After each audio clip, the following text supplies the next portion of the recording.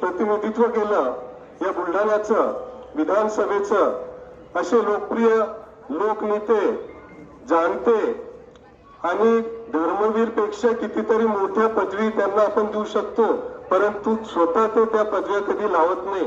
कारण त्यांना माहिती आहे की धर्मवीर फक्त एकच आहे, छत्रपती शिवाजी महाराज, आणि दुसरे धर्मवीर आहे छत्रपती संभाजी महाराज.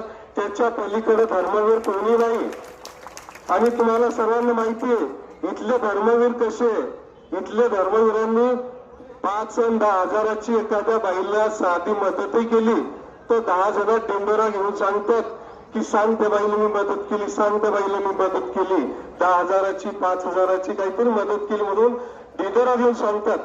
धर्मवीराचंही काम नसते. धर्मवीर कोणाला म्हणतात? छत्रपती संभाजीराजे शिवाजीराजे या हातातून काम केलं तर या हाताला माहिती होत नव्हते. आणि हे आजचे जे स्वतःला धर्मवीर म्हणून घेणारे जी लोक आहेत, स्वतःच नाव कुठेतरी बोर्डवर वेगवेगळ्या ठिकाणी गेटवर कुठेतरी तुम्ही पाहिलं असेल 100 ठिकाणी नाव लावले असतील. अरे धर्मवीर तुमची लायकी सुद्धा आहे का धर्मवीर म्हणून घेण्याची?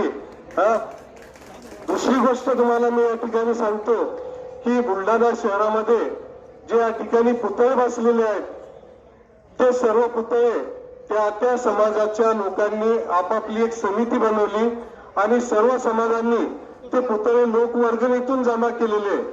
मी सुद्धा या ठिकाणी डॉक्टर बाबासाहेब आंबेडकर स्मारक समितीचा उपाध्यक्ष या नात्याने तुम्हाला सांगतो की आम्ही या ठिकाणी 14 लाख रुपये लोकवर्गणीतून जमा केले. किती? 14 लाख रुपये.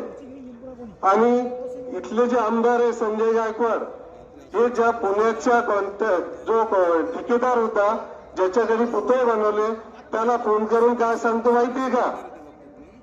फोन करून सांगतो की तू 16 लाखाचा सांगतो पुतळा. किती? 16 लाखाचा. त्यामध्ये 2 लाख मी दिले असं सांगून.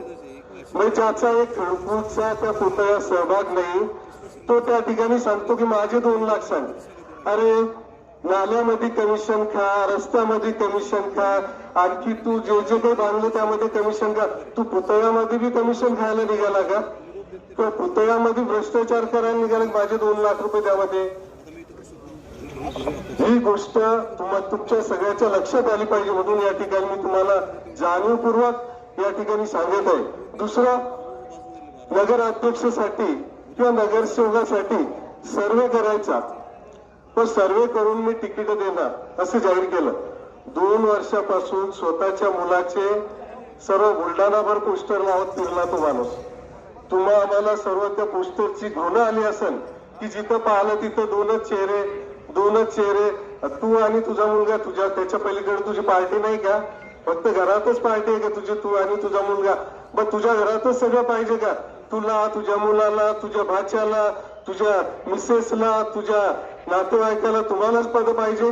पद घेणारे कार्यकर्ते नाही का? जे कार्यकर्ते 5 वर्ष आगे बढो पिछे बढो तुमच्या मागे पुढे राहतात त्यांचे काय या ठिकाणी?